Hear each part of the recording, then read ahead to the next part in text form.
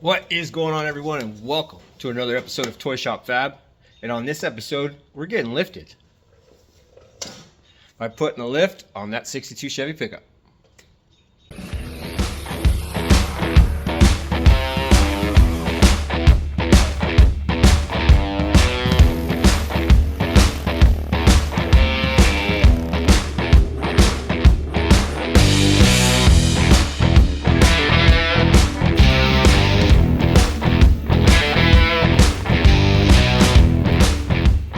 That's right.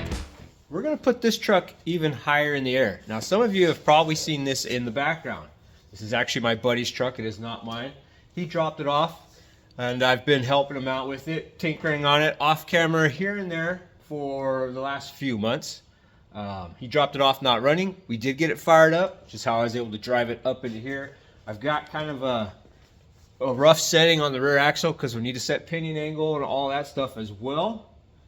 And there are a few other things. Need to make shock mounts for this truck. Now, this truck is kind of call it a hodgepodge because it is thrown together by different parts off different vehicles. Things don't quite line up the way they should. Things are a little off, and it needs a little bit of help. But pretty cool little truck altogether. One of the biggest issues is these axles don't go to this truck. I think he said he pulled them off somewhere early to mid 80s Suburban.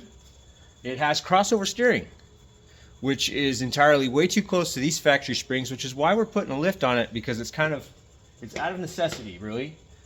Power steering, the way the power steering is set up on this truck, it works. But it does have a two-wheel drive box with a crossover bar that goes to the passenger side. And you guys, I'll show a bunch of that here in a little bit. But the way the pitman arm sits, it's about this far from the driver's side leaf spring. And you go off any bump, it's going to crash that spring and axle and everything into that steering, which is going to give a whole new meaning to bump steer. So, in order to fix that, we decided to go higher with the truck. And we're going to be doing that with you can see you've got the springs laid out there. They're square body, or they're 77 to 87 springs. So there are going to be some differences to getting it to fit this truck, but figured the axles are out of a mid-80s vehicle. Those springs should work with the axles. The axle width are pretty much the same, so they will sit correctly on the axle pads once we get those all set. The biggest issues we are probably going to run into with this truck is the fact that the spring mounts, the factory ones on the frame, they're a little narrower, so we're going to have to do some finessing. We're going to have to do some modifications to that to get them to fit. But for the most part, I'm pretty sure we can get this truck up and driving here fairly soon. At least get the springs on so I can get this thing back out of my shop and start working on some other projects of mine. So I'm going to go ahead and get all set up, get you guys in the stand. We'll get this truck jacked up, get it sitting on jack stands, get the wheels off it, and then try to come up with some plan of tackling this whole setup. So here we go. All right, got a little ahead of myself. As you can see, the truck is in the air, wheels are off, we are on jack stands, and I've already gone ahead and just swapped out the passenger side spring. Kind of wanted to see what kind of issues I would be running into with putting these 77 to 87 or 77 to 87 leaf springs on this truck. And there are quite a few, actually. For one being that the fact that the new springs are about 2 inches longer, which is fine. They're 2.5 inches wide, which is what you're going to find on most of these springs anyways, 2.5 inches wide for these trucks, or for these 77 to 87 pickup trucks, Chevy pickup trucks. The springs that are in the 62 are also 2.5 inches wide, but that's what the problem is. So first problem I ran across is, here is our front that goes inside our perch. It is 2.5 inches wide, and it butts up against this kind of bronze or brass bushing. So it's a metal on metal contact in the front. And our new springs are all 2.5 inches wide, but they also have these bushings, these polyurethane bushings, so you have kind of like an isolator between the spring and the rail. But the problem with this spring, with these bushings, is they're about 3.5 inches. Okay, these are for, I don't know what I do with the other ones, but here we go. So with the shoulder of our polyurethane bushings, it kind of makes the whole width about close to 3 inches, which is not gonna fit in the perch of this truck. So now, I mean, I can do one of two things. I can either cut the pads off our isolators or off our bushings and just have it flush with the spring. That would fit, but then it's a steel on steel. There's no bronze bushing or anything like that in there to help with wear. So here's what I did. I took some of my masking tape here and went along the outside edge of our spring on both sides. Got a 1/4 inch width right there, that little gap. Went across the top of the tape down the whole edge of the spring and cut that tape, and then just peeled that little edge of the tape off. After doing so, painted the end of our spring with some metallic silver or metallic aluminum paint to kind of give us this outline, and then pulled the tape off. So I had this 1/4 inch silver edge going all the way down on both sides, as you guys can see. I brought it all the way down, up and around the entire loop. Took it out that door right there and took our flap disc, which is sitting right there with 40 grit, and continue to just grind away on the sides of the spring, taking that 1/4 inch off. And this paint helped really nice to help me keep it straight going all the way down. So I ground the end of this leaf down to where it was 2 inches wide, and then cut our urethane bushings, the steel insert and the inside of our bushings down. Cut all that down to where we would get a 2.5 inch wide spring pad. So now we have our spring that's been shaved down, our isolators that have been cut down, our center pin that's been cut down, so everything matches 2.5 inches. So now we got this nice rubber isolator against the spring and the perch of the truck. And now fits up inside our factory perch with rubber isolators that help with wear and tear, and just kind of give it a nice little, I would assume, a much easier ride and just less wear on the truck itself. So that was our first problem that we tackled. We got that shaved down. I got it to fit on the passenger side. Like I said, the passenger side was more of a mock-up, kind of just to see what kind of issues I'd run into. So we got that problem fixed. So problem number 1, done. Check that off the board. 2, now the new springs are 2 inches longer, which is fine. But in relation with the center pin here, this guy versus the center line of the truck, that places our axles. Where is that going to sit in our wheel well? Now, with the way this truck was kind of set up with these axles and how it was put together, it didn't really sit all that correct. It wasn't, it kind of looked, anyways, you get what I'm saying. It looked like the axle was a little off. So I'm going to run with that 1 inch. It offsets the axle back. Yes. 1 inch, or almost an inch. Because if you come over here, oh, here is our center of where the axle was sitting.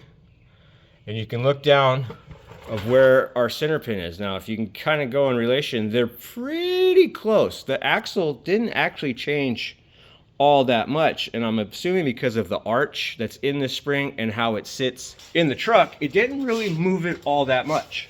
So, but I've got to keep that in mind on where the axle sits, which is another reason why I haven't cut the perches off the front of this truck yet, because I want to see how it sits before I do get any farther into that kind of modification. Second is, our third problem is these guys here. Now this is the factory swing shackle mount. It's locked up, frozen. None of this thing was coming out. I took an air hammer to it. I beat on it for probably close to an hour. It was not coming, so I had to take the cutoff wheel, or the death wheel, zing the bolts off both sides to get these guys off in order to get that spring out. Now you can see where the original swing shackle sits, and this is, I have a couple of these laying around. I use them for mock-up purposes, but I have it sitting in here. It's bolted in right here because there's a rivet right here that has to be cut. This rivet, and that rivet all have to be cut for that guy to come out. And I figured before I do that, I want to figure out where all this is going to sit with our other spring in place, just to kind of get the geometry of this correct. Kind of want them in the straight up and down, maybe a little back or forward. That's fine. So I have it sitting there right now. We'll get the other spring mocked up, and then I can figure out if that's where I like it. If that is where I like it, a couple of these guys right here, these are out of the same 77, 87. These are all out of the Squarebody pickup trucks, Blazers, stuff like that. I cut these out and I keep them because I never know. I'm a hoarder. Let's just put it that way. Okay, it has potential. That's what goes through my head. So, but it's a good thing I have these because this is going to help my buddy out. Now, if I like where all of that sits, what I'm going to do is mark on the frame, which so far, by the way things are looking, is going to be right where this rivet's at. Get somewhere close into here, which is fine. And that's going to give me plenty of room between it, the cab mount, and all that stuff to mount this guy. So, as long as that's where that is, then what I'll do is I'll get everything set up. We'll get all of this stuff back off the truck. I'll knock the rivet out, get rid of this guy here, get the hole saw in there, and we'll cut the circle out to fit our square body perch. And I'll just use that piece, move over to this side, weld that up, and it'll look like it was never there. So we'll take that piece, everything's put together with the same stuff. That is my plan for right now.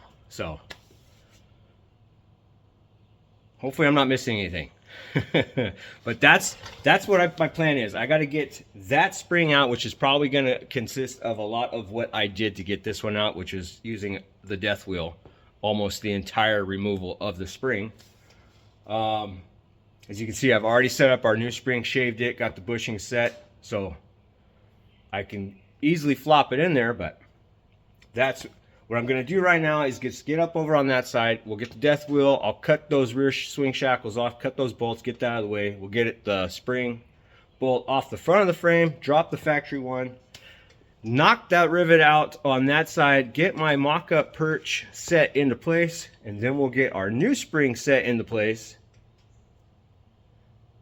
and see where the axle sits. So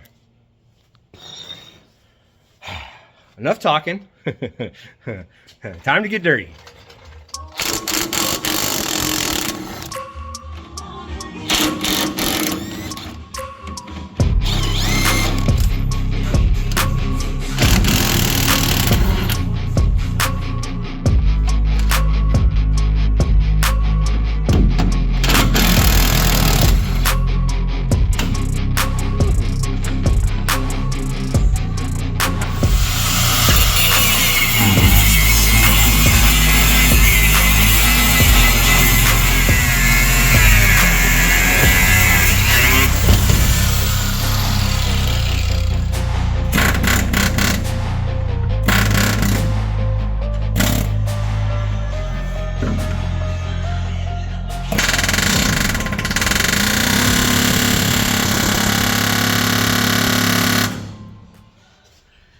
Okay, so we got the old spring out. You guys saw there, I had to cut the bolts for our swing shackle on this side as well. They're pretty locked up inside those springs. And as long as it took me to try to beat the other side out, cutting them was much, much faster. So we got just went ahead and cut the bolts. You also saw there that I used the air hammer and cut the bottom rivet, the rivet on the bottom of the frame rail as well. So I had a spot to drill out and mount my mock-up my swing shackle perch. And the new spring is in place. Fits pretty well actually, and it is sitting on the swing shackle. Show you. So this is what I meant by kind of mocking it up. So you can see it sitting on the swing shackle there, and there's where it is. And I used the back bolt. So you can see there is no bolt up here. The back here is where the rivet was. If you get up in there, you can see I have a bolt. It is bolted to the frame rail. And here's our old swing shackle there, our swing shackle mount. That's still in place.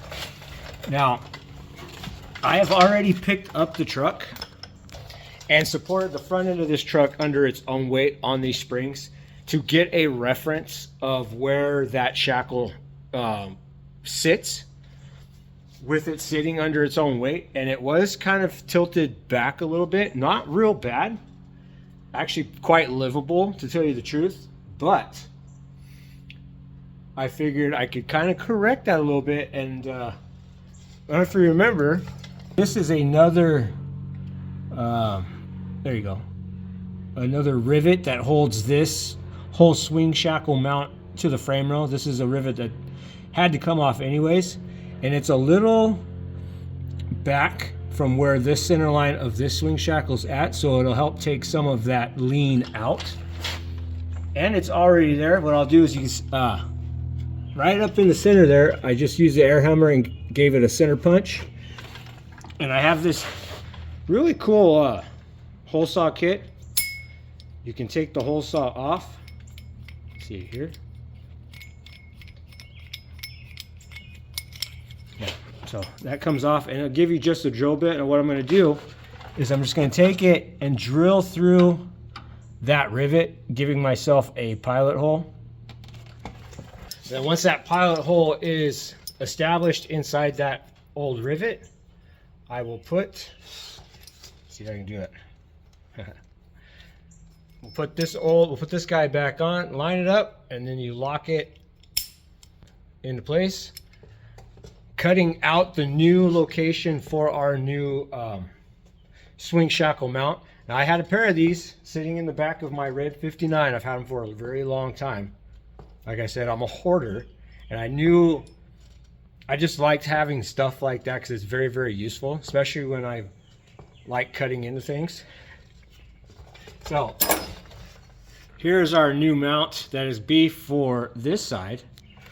I'm gonna end up using one of the bolts. We'll use this. I got new bushings and a sleeve for inside of here, and I'm gonna use these shackles as well. We're gonna get rid of these big ones because those were just mock-up for the most part anyways. Leaf springs are gonna keep the lower service point. That will stay with it because of lack of options. It's what I had. And so that's gonna stay just like that.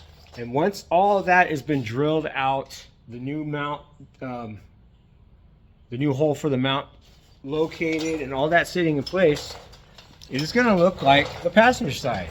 That is right. I've already done the passenger side of the truck. This has been my test side. And here is what I've got. So now you can see, here's where our old mount was at. Here's where our new mount sits. You can see the hardware comes through the backside. I like the nuts on here so I can see them. I don't have to go looking for them. And I like to cut them off as well. I like to use these guys at the shoulders. I got a washer on the backside, washer on the front side, takes up all of that space. And then you have a shoulder for everything to ride on. Because if you put it on the threads, it'll kind of, we should focus. It'll squish the threads, and then you'll have a little bit of play in all your mounting points. So if you can get a shouldered bolt in there, I do that, and then just cut the excess off. So now you can see, here's our lower service point. Like I said, lack of options. This spring's gonna keep it. That is fine. Here is our new, or the shackles that I had with that guy up in there, and it has been rebuilt with new bushings and a new sleeve.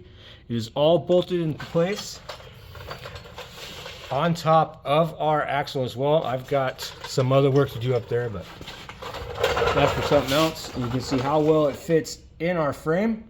And once I get the full truck sitting under its own weight, I will make sure to climb back up underneath here and tighten up all of those suspension points, all the bushings. You want to do it under its own weight. If you do it with everything sagged, you'll cause premature wear, and it'll give you kind of like a false lift. Actually, the truck will be a little bit higher because it's holding itself up basically. So get the truck under weight, then I'll tighten all that stuff up. But I like how this, I do like how all this came out. It looks much, much better. And if for any reason we have a failure with any of these points, the shackles, everything's still caged. It's still wrapped around the frame rail. So it's not really going to go anywhere.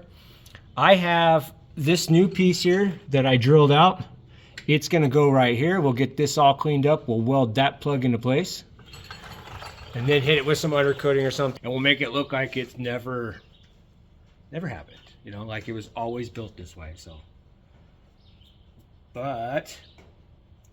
now I need to duplicate everything I did on this side on that side, and I want to show you guys before I tore that apart kind of some of the process I go through to find some of the stuff. There is math, and there's, you know, rulers and all that stuff too, but if you can get anything in a position to where you can actually visually see what's going on, makes things a lot easier on you. And then you can also, it'll help you find any little obstructions or things like that. Like I get all this on here for one, like I just put these cables, these brake lines on probably, I don't know, it was a few weeks ago. And because of the lift now, what I'll probably have to do is come down here. See, so it'll give me a couple more inches to drill another hole here and just put the brake line down here. I had to run new brake hard line from the master cylinder to the front and the back, but he has a problem with this caliper, and it's an ongoing project. This is just helping him out. This truck has been off the road for quite some time. He wants to get back in it. He wants to drive it. So I'm doing what I can, help him out. Plus, he traded me a nice little project out there that I'm going to use for another project. Maybe. We'll see. I've got enough. But anyways, I'm going to go ahead, get you in the stand. We're going to get this truck picked up a little bit so I can pull the jack stand off from its axle, let it hang for a little bit, get that thing off the frame rail here, and then start drilling and cutting into this guy up here, so we can get our new swing shackle hanger mounted and installed.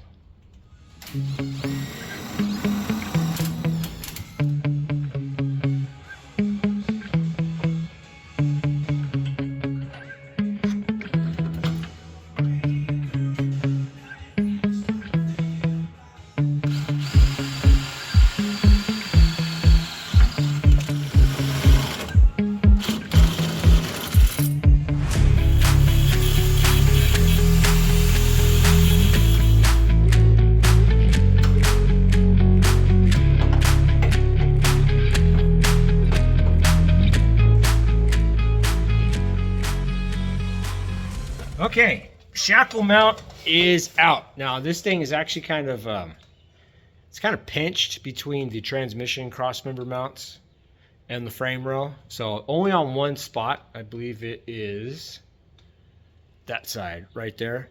And you've got to, you saw there in the video, I had to use my big pry bar and I punch and pry.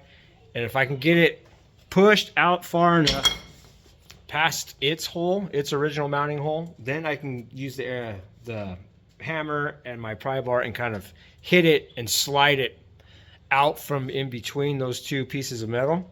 And that's what I did. I finally got it out. I had to use the grinder too to cut some of the mount right there. It was kind of hanging up on the frame rail, so once I cleared that out, I was able to get this out from behind the transmission crossmember and out of the truck.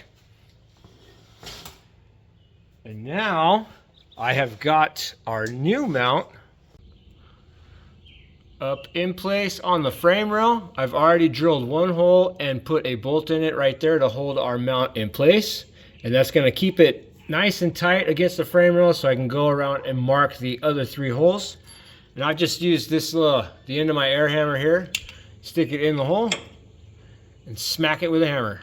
And that leaves, you can see that little dimple in there, pretty centered to the hole. So I can get all of those drilled out. Once all those are drilled out, I'll go ahead and flip our mount back around, get it installed on the other side of the frame rail, tighten everything up, get the bolts cut and clearance. Also got to notch our cab mount right there just a little bit right here. Needs to be clearance, just basically probably like a 1/2 inch wide back to the flat of the mount to give our shackles room. I did have to do that on the other side, so, but that is where I'm at right now. I'm gonna go ahead and get all the rest 3 of those holes, the rest of those holes drilled out, get our mount installed on the other side of the frame rail, get our new rubber mounts in place, get our new shackles in place as well. And then we'll go ahead and pick the front of this truck up and see exactly how well it sits. Fingers crossed. See how well it sits with our new suspension mounts.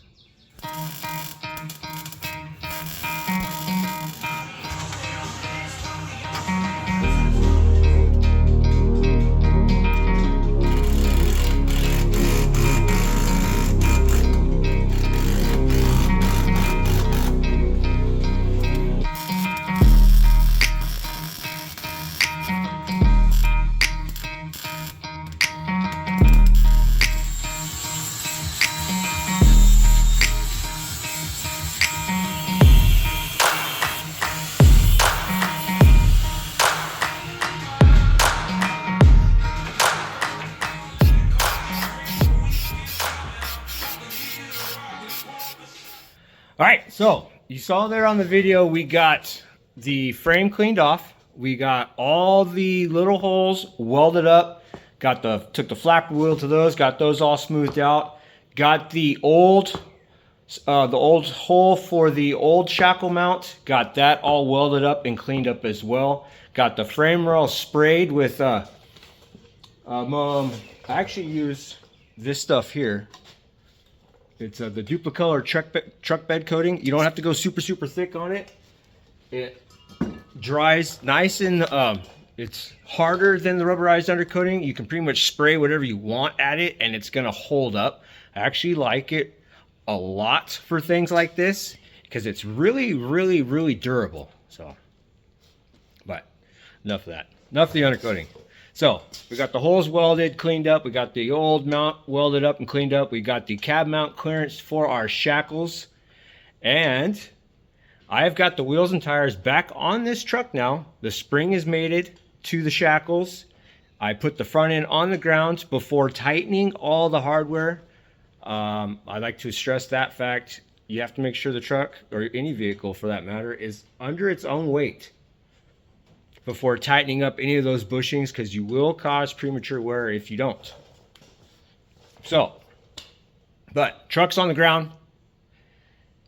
It looks really cool. I'm gonna show you guys what our frame rail looks like right now. So, judged by the video, you can see it has come a long ways. This is the e-brake cable, something else I have to play with later, but if you didn't know any better, you'd almost say that was factory. Give it a few months, or when this thing finally hits the road and it gets dirty, everything's gonna blend in. So we still have the factory forward mount. We have a relocated rear shackle mount for our new square body springs. And you can kind of see how they're all mounted up. Here's our crossover steering I kept talking about. So we have a lot of clearance now between it before.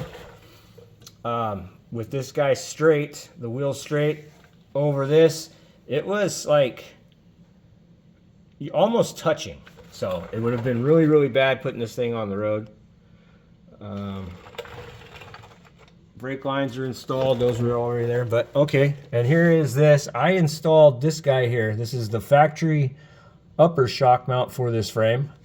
These are the shocks that came with the springs that he bought off Marketplace. You can see this axle has no shock mount, which is fine. I'm gonna order some of those like universal tab style mounts to actually finalize the location of the shock. But what I wanted to do is make sure I got that on there. Turn the wheels and everything to make sure we still had plenty of clearance between the shock and the spring, shock and the tire. So all of this is going to work out really well. So I'll be able to use the factory shock mounts on this frame, which is good. Just come up with some universal style tab. I could probably make them, but I want them to be universal or uniform. So I'll order like 4 universal style shock mounts, tab style or whatever, to weld up on top of this axle. And it'll look fairly factory. But yeah, matter of fact, let's go over to the passenger side. I'll show you what that side looks like as well. So here is our passenger side. We got it all welded up and installed too. And here's that little notch you see I got in the cab mount for our shackles to clearance. If I didn't do that, it'd run right into them. And you can see, take note, I want you to compare. We do have a little bit of an angle on the back, which is fine. I probably could have gone back a little bit more with those mounts, but then I'd have to do some major surgery to all of this stuff in here. And this isn't too bad. Still got plenty of room. But that angle compared to our driver's side angle, you can see, are quite uniform. They sit in the same spot. This one probably a little bit back because the wheels are turned, but when the wheels are straight, our shackle angles are the same, which is good. That's another reason why I like having those mock-up pieces. I use them on my 59 to when I set up its suspension, because it also has, I think it came out of a 78 pickup truck, square body. Just an old junker we had when I used to work for a tow yard. So, give you one more shot on how all this front suspension is coming along. We got our 77 to 87 square body springs installed, 6-inch lift. Our front diff looks like it's in the correct angle, so that is awesome. And now the only thing I got left to do is the rear springs, which I'm going to save for another video because I have to do a little bit of homework. I don't know. Anyways, let's keep it short. I gotta do a little bit of homework for the back before I start turning into the back of that. Plus there's some other things around here I need to do and want to do. So, but my buddy's gonna be super stoked when he comes over and sees it in person. He's gonna see the front of his truck is, he wanted this height, and he was trying to picture it. But I know he's gonna be super stoked on this. This truck has come a long way since it's been here, and he's been getting a kick out of it. So, but like I said, I'm gonna end this one right here. I got some homework to do before I start tackling the rear. I gotta get some different mounts, different perches, kind of set that up in a way where I can get it done fairly quicker than on this, because yeah. But anyways, hope you guys enjoyed the video. Hope this kind of motivates you. I mean, yeah, I hope this motivates you to get out there in the driveway, get out there in your shop, your garage, tinker on your project, little thing at a time. And you just, it's exciting to see things come along. So nothing has to be perfect. You can do what I did, set it up. You don't even, set it up in a way, see how things look, play around with it. This kind of stuff's fun. So, but anyways, guys, thanks for hanging out. Thanks for watching. Hit that subscribe if you haven't already. Give a guy a thumbs up. Leave a comment, tell me what you think, and I'll catch you guys on the next one.